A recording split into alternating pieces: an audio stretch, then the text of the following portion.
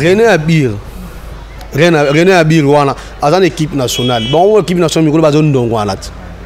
Jésabel, moi, l'équipe nationale, wana René Abir, est-ce que va relation bien? Ça relation bien. Il y a quand il porte ma monnaie les cas wana, ni ko simba musicien, ni ko simba journaliste wana, ni ko simba bon journaliste a té sanga. Abiloka be musicien nga za ki ne kitoko, nga déjà na ki bon moi si nga de na koma ki déjà. Donc ya makambo ça la so mba simbi bango ne ba yokaka. Déjà comme na c'est déjà comment déjà ayoka de kitoko. Abi awumela ne kututé ça mabeta asaleka o ya bimiska mbala moko. Abeti amaseka mbala moko wana era bimi na mlati blamba na ngai misu na ngai kumenga rouge la fille a question esinga samba nazonga ndaku na koka kolia te ti nazonga transport nazaka mala l'aise na bi alinga na 24 bien nini alalinga asakane ngai amemi abi akopesa ma infection te est-ce que apesinga sida te pona nga eza légèreté ba journaliste. Les journalistes en général ont la complexe ba musicien. Les ba film ba sali ki ndumba trop à l'autre domaine ya presse le rôle mutu batine li pa na coin. Azo finga Sami Kazadi za niveau na ya tamukete Jésabel.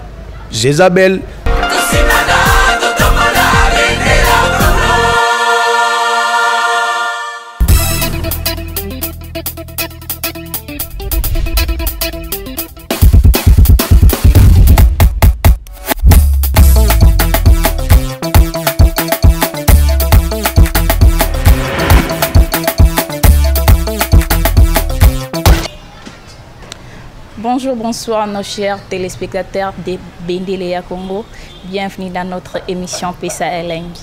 Vous allez toujours présenté par Niclette Zango à la cire naturelle. Na Pesa Elengi, nous avons un confrère, un chroniqueur, Getty Massamba. Ensemble avec lui, tu as vraiment comportement où il y a un chroniqueur et internet, il y a un film qui s'habille sur ma casse. Avant tout, je tiens à remercier mon équipe technique, bon, on a si ma caméra, on a vraiment Audrey Bakela. Merci aussi à mon réalisateur Jean-Si Makiesa.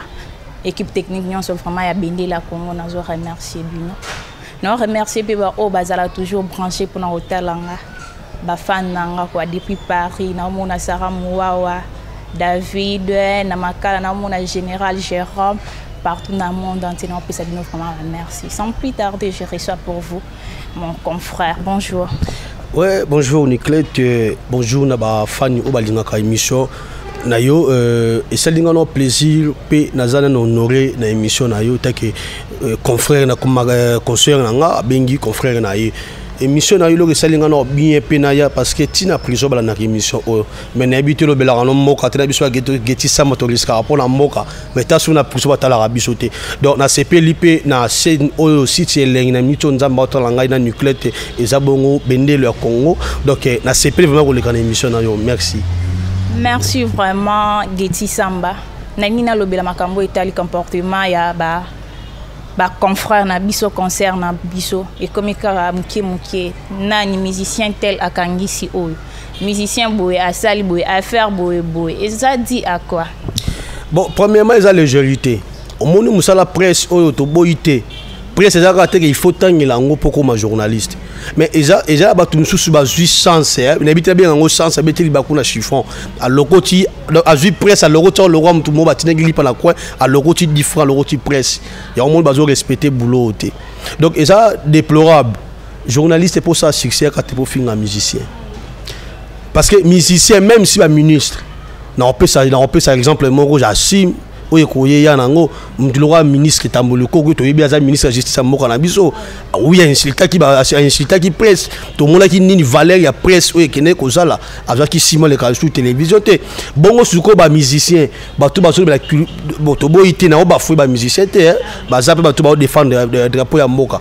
mais ba musicien na droit finga journaliste te musicien faut yo ka somme que on a touché presse. En tout cas, na kati ceux qui musiciens azo finga se permettre les lois finga journaliste wana nazo mona faut iser pas na biso ba journaliste. Biso mo mutu to pesi accès wana pour les lois musiciens finga biso. To ça la promotion na bango. Mais journaliste OK pas musicien, au salane émission et musicien a sengyo nzoto mais au mikabi on dit au salana émission. Et ça faut ya ba musicien.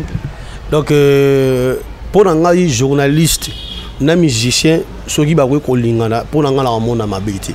mais na mona mabe ceux qui musicien boya asali basali makama mikolo kaka na journaliste gratuit boza moi passe na opeta moi li solo mo parce que nga Geti Samba na ba émission beleke nga na liste ya ba musicien oyo bazo sakanyela ba fi internet bazo sakanyela ba concert na biso ba journaliste nga za liste na bango lelo to tanga ba kombo na dans la liste na bango lobby so il va être 2 jours passés comme ça na autour de ko ya mandero na ngape moko journaliste abetelinga li solo bon abetelinga otanga ko musicien tabi musicien ko bakabelinga $50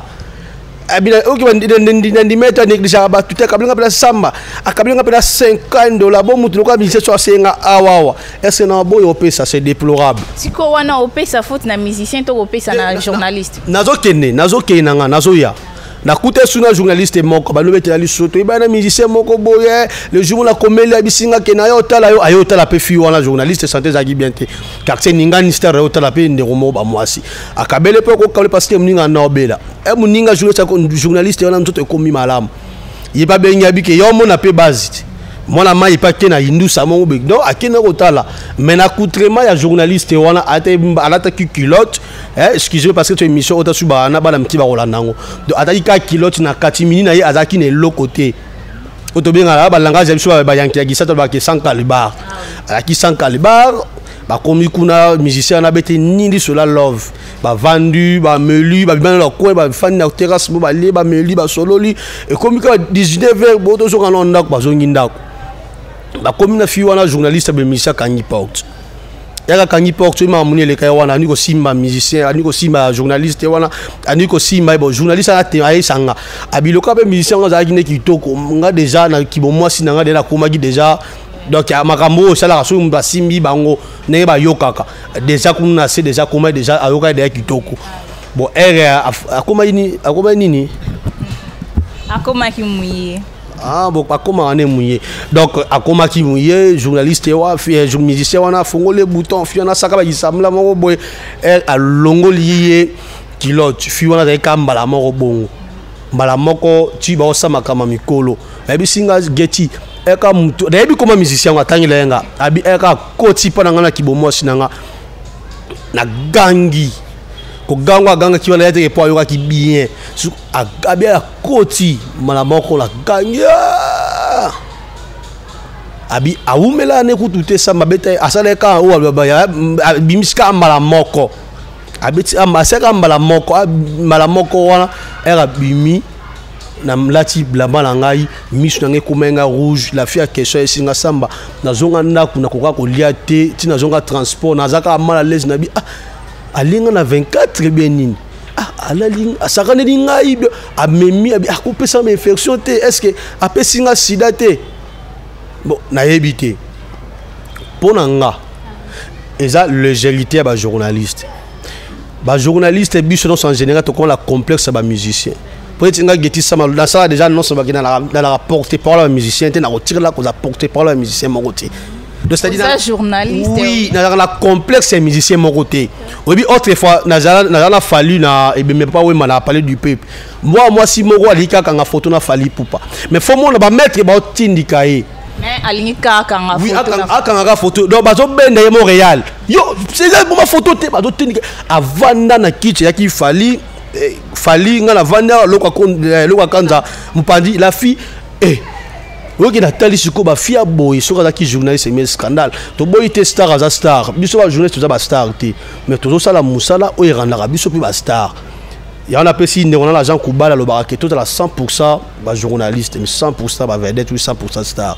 ba belo to mona na TV ba simba ka micro tika ba simba batangeli yango na classe te moyen différence ezala ba o batangeli na ba o batangeli ezate po bango nyonso ba benga biso ba journaliste ba osala musala bango ba respecter ba norme te au mona journaliste habillement na devant invité ezana nous bien te journaliste donc na invité ba photo ba zokanga ezana nous bien te donc yango mto esala ki ba invité na biso ba musicien auto yamba ba respecter biso te pour ceux journalistes vraiment aza ferme et non de na boy vraiment na geti na ko sala musala na nga na yamba eto solo to kokaki ko solola après na kei na banzi ke ba opesa biso vraiment respect makasi biso moko nde to zo bebisa musala ngo biso moko nde pe to zo sala ke ba traiter biso ndenge ba lingo traiter ba komaka ba fille internet so ba fille internet wana ndumba fille internet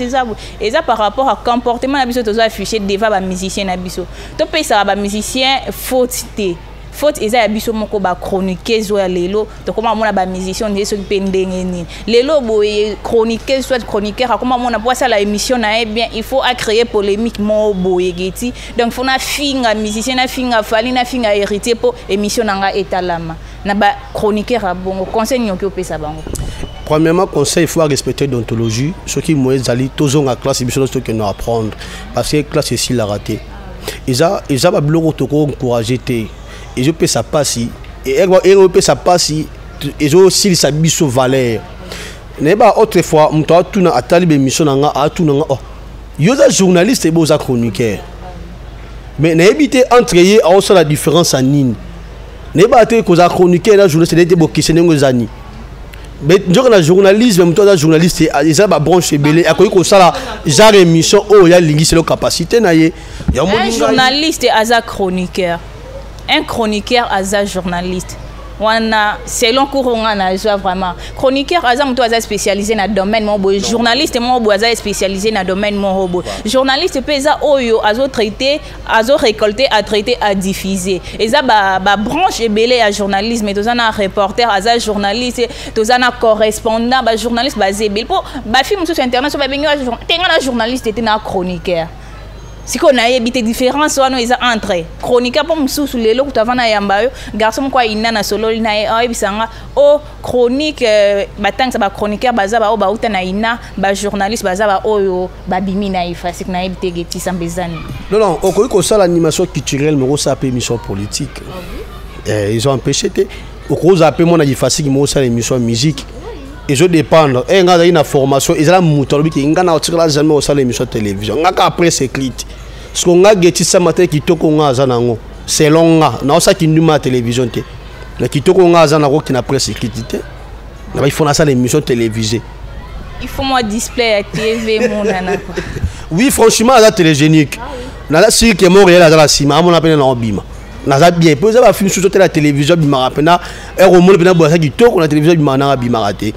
ouais entre parenthèses donc monsieur sera bien chroniqueur le roi dit chroniqueur comme si batanga na bango tu peux devenir au lobino comme na chroniqueur bon c'est déplorable na ba patron ba site bino ba PDG ba patron ba PDG ba site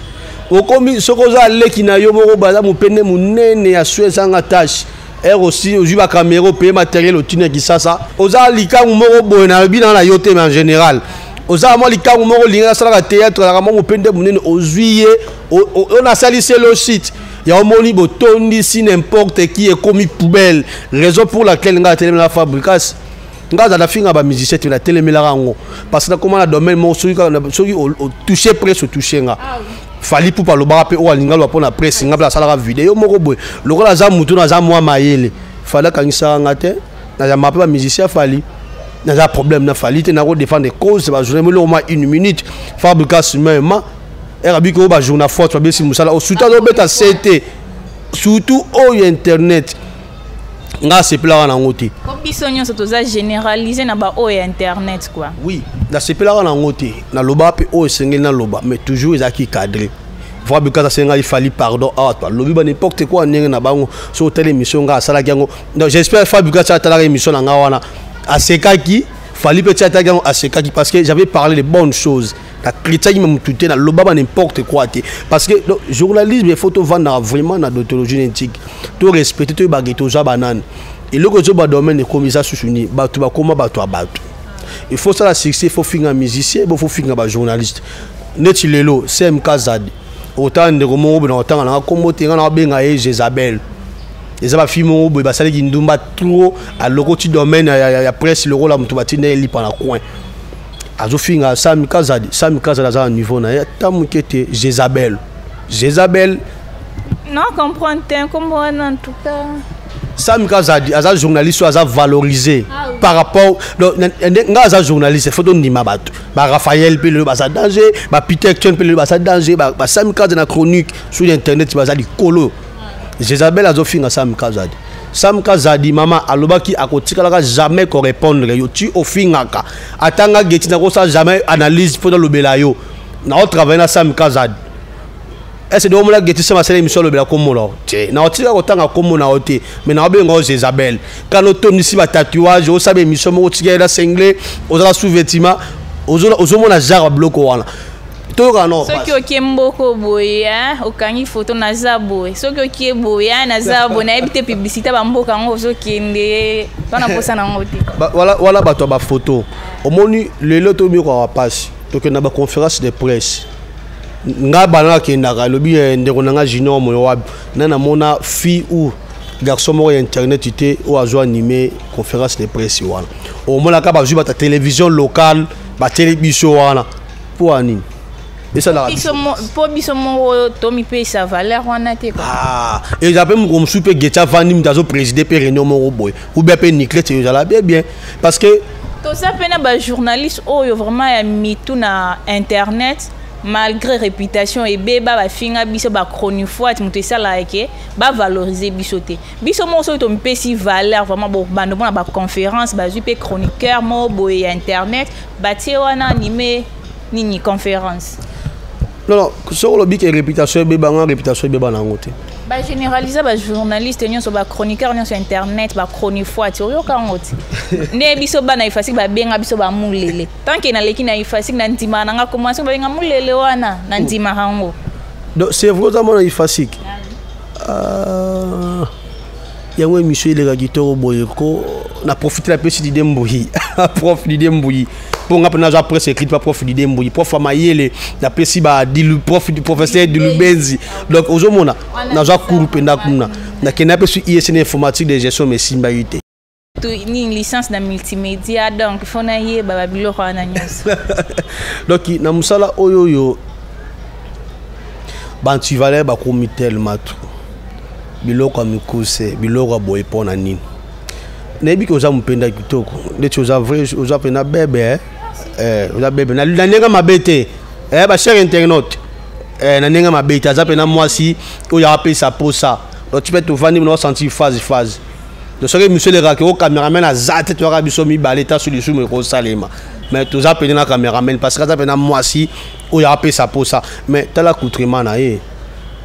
et là ça gaza moi si de femme moi ya valeur moi ça lokumu ko ça la base ezaka to la sa muto libele na libanda ko ça la succès ezaka te donc na yebité pour ngai geti na salle déjà 7 ans au sali ma be pour tuninga pe carrière na ngati na salle déjà 7 ans dans domaine oyo que geti aye bani na domaine o makasi parce que na milieu ba journaliste na ma bete no komi kumisa te so ba osanga 60 ou 100 ou 200 10 baoye banga 10 baoye banga so tete metanga ke mukosu bana tunaka bato ebiketi sa matina da photo bana yebiye na yebani mais les leçons bato kufa pe monsieur bibemesu zango na valeur te baranki ne koma tellement trop notre équipe nationale finga ba ba musicien autant équipe nationale ba jouer ba bon les cartes d'achat autant qu'on a quel piano zo finga pas tuer les filles autant qu'on a pas tuer les filles merci vraiment ningo soulever point wana vraiment nini ba wele la nini équipe nationale na ken piano na Manique de John et puis dernièrement bon mona ki nini émission mo Manique de John a fini na ni Deborah Bwanga a fini ezala nini ba wele la vraiment nini non comprendre pour émission na bango etala pour batala ma déjà biso nyo toyebi nini wana système wana mo OK $30 OK kuna otindi ba matelo ba vie toyebi na biso ke bosala ngo po ba vie mata toyebi ke to bosala ngo po ba vie mata mais ce que osala émission na yo po ani ko cracher muninga chronique po na nini ko finga e na émission vraiment Geti vraiment olobela bang oyebisa bango nini par rapport à comportement na bango au finga na ba droit de réponse na kati ya nini internet pour na nini vraiment bon les éducation premier ba la sur l'éducation na bango nga attend lobby ba taba Geti yesu nan I lote parce que bango ba ko maka ba to eloko la télé mission moko bino attend on a comme musicien on a té Ken afinga pacho refi abiye musicien d'aller kala pa finga etro donc isa kam ko mutakwela liba soko beteka mbata bwa kufela yo au moins la genre voilà Nyamakor azaki na prison to bimaka melega ya Nyamakor Ken azaki na prison donc bazaka et comme le la encore pona bango prison ba mona ngo elo te balobi ce qui na koti donc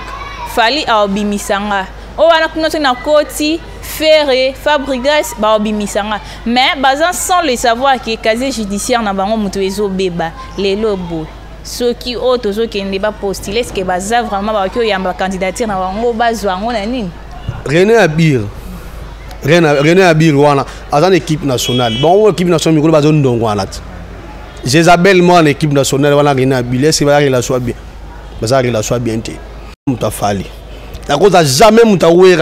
journaliste n'a pas de parti pris. Journaliste aux ana pour na mutu nyonso. Mais ya bango fama comment la kisango qui batangeli yango te bo limbisanga. Pour mutu a lekisi 3 ans de titre na yo soit 5 ans batangi c'est norme nyonso ya journalisme. Jamais le kanga na za mutu aboy na za mutu etelte. Journaliste azana parti pris. Journaliste ayamba mutu nyonso asolana mutu nyonso bien. Aza toujours à la recherche de la vérité. Mais bino qui journalisme ngo bo sala qui chroniqueur bo sala o saka ba baisse na internet pour bisa ba réputation ba biso ba misusu tous a victime tous a pena victime donc na yamba ki confrère na journaliste moko René Abir o pe le loi iban sur internet mais au mona René Abir o tamlo bango fallait o kan alinga kan sai wala ngana yebi na ngaite ngala yebi na ngai fali yango pe bazana bango maboma te afanda ka boya kangisa chroniqueur bakamna bango ba yebi mais au moins atambla mal les surtout rapolanga na ko fuka donc bango moka ba yima kamna bango bakomo kima bandak na bango bazola na ba flat po ba kangisa bango botie fi na bino en danger carabo likolo $100 $50 ça va en valeur flat to pe ça va en valeur ngana bi ndeko moko be kutu aza pe na komo asali komo aza pe na lopango mais ba ne ba otanga ti pas mater la moi sinon il faut pas papa la bango parce que non le faut mater moi sinon donc ba kisi moi mike impact ti ya buzoba. Donc le rôle de Ronanga c'est une émission confrère nangai René Abur akumo banga banga yimo benga amo chose piégé c'est dit azal l'hésiter o fallait zo lukanga na yebi nanga te ya fallait pour pas j'ai profité aussi la personne mbota pas ça o fallait rola kangsanga donc ba comment mal à l'aise na yebi na suba ça l'impact na moko mais bana ba otanga te oui ba otanga te ba journaliste comme o ba sali ba biloko mutakala au mona wango ba mitakala na sala yo nengeni studio ba ve ba yaya to moni mutakala papi mboma c'est grand frère qui na respectera vraiment ya trop à la valeur peu façon de travail na en tout cas félicitations mais au mona bord ave au mona pe na bord ave to vandi pe toujours les blessés wanga atindiki sur loro na ye donc ba bloko marqué wana pourquoi eza ba kiss na bango ba sala ba moni on te moi succès kiti na sa bongo succès malato ezande eza ma kisite eza ma valeur neti yo na ete soko tina mutakala comme pas mibale na poto na yebite jamais te wala na tolobi kaka entre parenthèses to yebite parce que na émission be mutaka vuanga ozana yete era ba kota na chambre ba simaka ba mitu ya ba mamel na bango ngape to zala raté donc il yebite ape bino botinda ba vidéo na bino biso pe to zala te neti nga geti pene bon na yebite na lobango nga aza célibataire c'est pas dit que naza engagé. Ah maman naza célibataire nan pe na botati c'est pas dit que na botarati ça dit na visualiser makam na tanango au moins la moi mitakala botina batu baza bezo makam tu ba no makam politique e kenengeni pays na biso e kenengeni to moni koto candidat bimisi candidat comme opposition to moni opposition comme non wala oui to abeto yeba la vérité moko boy ba mitakala na e ko ba distraction mobali sera ligno c'est pas dit qu'on peut se mutakala ngana bijenga so wasenga fimo tinela nga oh papa la tinelo ndeni zezo to kutani ngana yo omona ngo so o sala ngo mona ngo sala ngo me o zwa penana o tira souvenir na nini wana o tira la o zwa ngote ya neti ngape geti atana lingi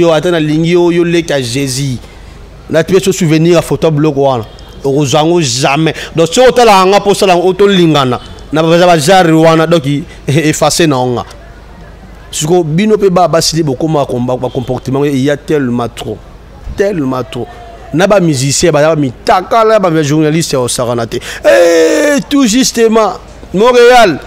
na bosana ki makamomo ngala beta akutu to ndongwana on a zoka appel ba ta poto ba berera biyo ba loba oko finga bo finga na bino geti samba ponani ngala sala prison la ko nettoyer na ko ba prison nga kota te oza télévision ngala kanga te ko soda ka fini musicien ngala sala prison ba prison risque ba bige yo finga mkonzi boy to pe veste kutana ye ngapela ba j'accepte na kutana ngala sala ba prison 30 jours koto mo boy nga yango na bobangi za tata bakangi donc ça n'est déjà prison nga za mona kuta généralité nga mère na nga commerçante na magasin te na mwelo moka lwanzinga nzinga kwa ngata bofundi na bino nga en tout cas mbona bino ekende pona okena obima oui donc ozomona bato loka baza ba support na bango nga za nga support to so kangisi nga famille ko misuko lela kangisi geti za ba lo ba famille ken pia na ba kendo lela na makala en passant geti za mvute bon ba lo balanga bombe nga pona makama vérité nga il s'agit de kufa na kufa surtout au banga liwa là nous sommes de l'âge on doit affronter la mort to ebi ke to daït surtout au banga ngoma on doit affronter la mort ba journaliste belo ba kenda ba mikil ne ba te ni ke choka sango ba kenda nengini na rappel exemple na po to zana yo au moins ndeti yo bol ni osaka émission kana leader wana po asali kombo mais si on peut écouter l'idée on a écouté ta sujet attaché de presse na ye bien écouter na pile petit na ye bien écouter na musicien ne mo ba fa ça na prise yé pas comme ko sa yo le type de jumeau pour pesika ba koto wala vous comprenez hein c'est makolo a travailler Montréal a travailler ou bien on sala nenini a bengi siko prise o za bezo sa ne miso bengi allo prise avant nano lekina n'est pas petit wana prise au père zela oya c'était bon sola mikoloti ebiso pe na na no yeneni tu bika masula ngoto ibe do sala ngoto maintenant musicien te ça va moi bata muke bo skizenga donc eba osama sola mikolo wana a pas bengi siko prise allo l'idée na nikrete c'est naturel après fois ça après moi interview mona yo prise accompagne qui non Montréal azaki déjà na yé absali de basali na ye déjà makama mikolo basali pe makama mikolo ali yepera ke kuna ake super leader patali corpula ça que petit temps pas bien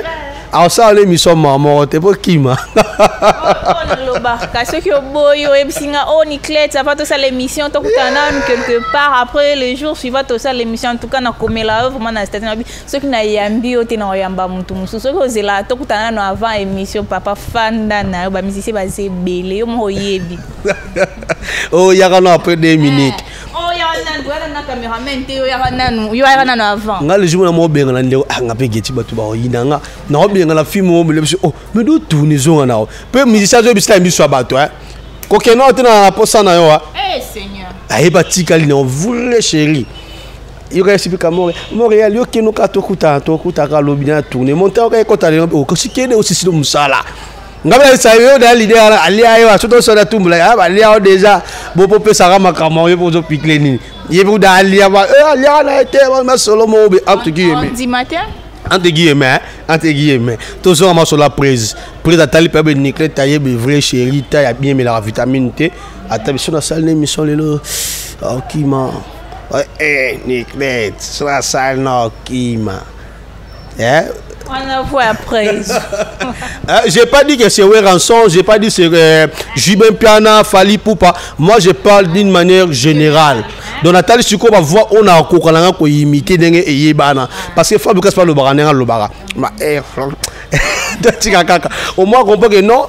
on a pas fait les cas. Et pas les cas, yo. Bon, ça, on a mis au moins 1 minute. Ça a pété. Netinga na kuta la biloko ane bele ba te so ba funda nga bulanga za ya liboso na bango de bo funda bo betela nga masolo na te so ba sana pede na betela na ngo geti te pa lo bango na émission te na me quand même na lo na tanga kongo na défendre ka ba valeur na biso pour makambo somo na loba so sali wala comme la milemo glissante so sali ba ventre ok CPRK on comprend ba leader ming siko ba mona ke ni kaza saki mission na leader wana ngape fo ça na leader wana oye bina sala kende c'est-à-dire ba comme ko pesa ba makambo ba sexe na bango anje ça pesi makambo ko to ba sali yango asali na wana c'est pas dit que tout le monde ba le kaka makambo wana ngana bi pe film o boy asala interview na JB asala après ça 50 francs pas mututé après ça et le côté na courage ka JB à interview si ka pas te micro bon mon j'ai anniversaire JB asali n'est pas émission pour biso ba do ba Saint Thomas tout ça ngaba Saint Thomas vrai songi me cadre na ko na pe bona biso moni yo ni na yo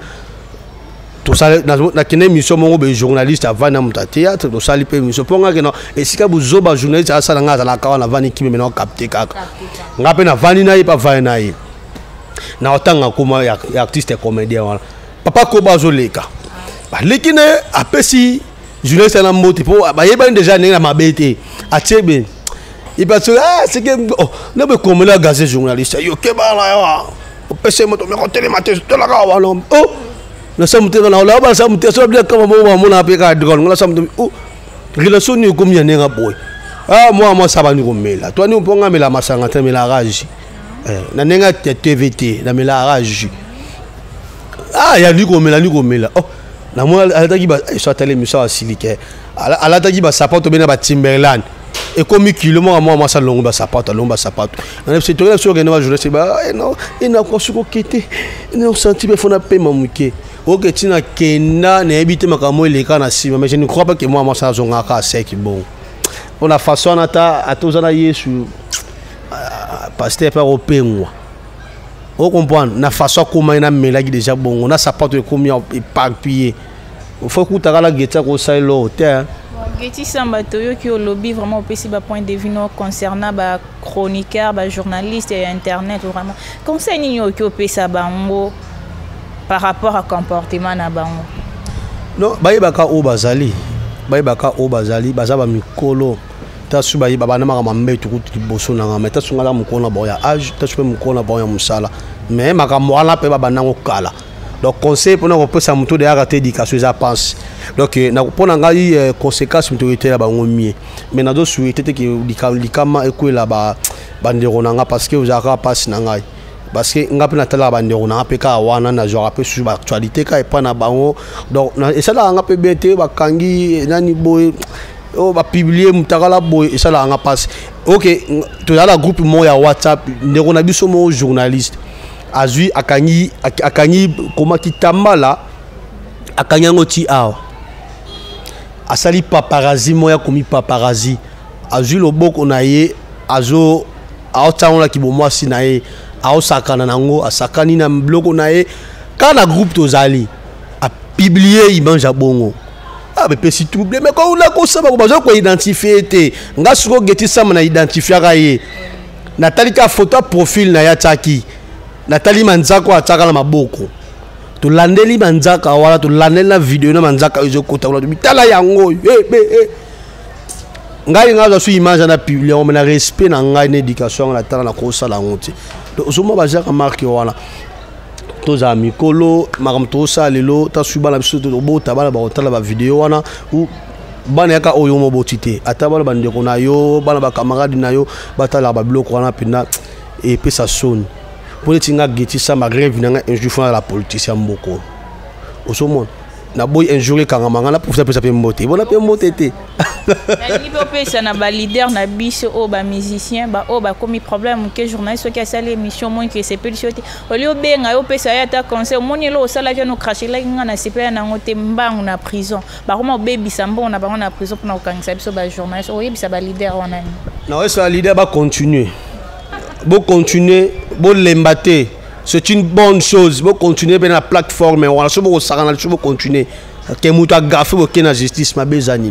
atini ba criminel encourager bango oui atini ba criminel ba bomayote mais quand même ça va tout monde ça bien c'est un homme intègre yo pese au cracher les mutu mo boy donc faut aya au kansa mais maman na bungi nzela est-ce que policier be prison les ba ki ba bomayote ba zo rééduquer oti aux connaissances. Oui, que soit qu'il y a prison pour un imbécile, la fini moutou, imbécile na yo. mais mutu aza connaissance akobena bipa makofika mutu te komemino prison oki kuna ozwi connaissance makambo oyo ezangaki donc mpo na nga balider oyo osala me babokangisaka mais balider bamusicien en général kaka bano bokendaka komataka bango kaka bango bakomi babetaka mpe sur masolo dernièrement namoni bapartage lenga lie mo boye o nani Ibrator piana kangisi nani Matika Songo ye mpe akrachelaki Ibrator. Ah, comme si on a porté parole na bango, dommage. Donc, on va tout profiter batalango, betaka bon sur internet, ni barozoa news na bango. Donc, Matika Songo c'est confrère à moi journaliste. Na komela ki yenga, na komela ki. Tu es banité, toi la famille, toi mastaté. Mais c'est confrère à moi journaliste. Tout sur la mo sur internet, tu vas monter bon ni mais to kuta la biso na Matika Songo te. Mais moi personnellement na lobi na boanganité na yebi. Ce qui n'est pas yébinga, ce qui va continuer na yébi ça dépend de lui. La comédie qui n'a bien aux journalistes, botika makambo, boza ba star. Sotali même ces missions, ça n'a boza ba star. Bakoyo ka bino makambo ba gafa modèle oti. Et à propreté, ngala lo blaki. Mais koko ta muzino ba ranki, ce qui be na Ibrator, ça va j'ai voulu na niveau là ngala porter parole à mututé. Oui. Donc pour la Matika Songo Geti Sama na lela au fort bana musala o tongo kala donc bana pena tongo donc atika batika barando batika kozala bato abatu et ça la propreté netinga bona na mutu amututi donc cela qui bikoto bona kendanga na mutu amututi ngai na mutu amututi donc cela na otanga ko misem so kabela nga bilamba ngai na senga bango te c'est pas dit que na senga bilamba nga misem so kabela nga donc ngai bato pesa na baonga atebe samba ambulance c'est pas donc cela temps comme c'est là bango belé quelque part il a ça sur na tambola sur 100% à dans moi 20% OK déjà moi bien mais les gens là c'est ça dans jeter mais ce coûte 1 milliard journaliste 24 ba Geti Sama il est ça là na vérité na ngana yangola qualité ya musala na mutu isala ki ozala na danger te mais patron va solliciter nga na ko lakso ba be ya ka koto me balari ba tsaka les amuke koto ba ya ka koto o tsaka la transport o estimate les avantages te nga na message pe ko lo ba kamono on a lu na télévision te o ba vie privée na nga donc ko ka te penda mais quand même nazo yekola musala na nga sikoyo nazo apprendre na ba saka maele so mtafinga yi ba ko finga na linga te mais soko salinga critique et ça là on a bien que non ena bana média nga na ko ba même sur la télévision que nga pena idole ya mutu songo mais idole mutu songo na benga ba ndenge mo be fo ba quel sabotage nga mba pesa nga identité makambo eza na boduga no boduga pa na benga en pleine émission à téléphone et ba télési moi image on a benga en pleine émission na tout nae la poser ba question mo boye en pleine émission ka azungi na plateau ba répondre question à la télévision il marque ngai na benga ba viem sur la journée samibal mais faut mon na ba réponse ma be obika no Geti Sama journée na crédit na nga moko ozomon donc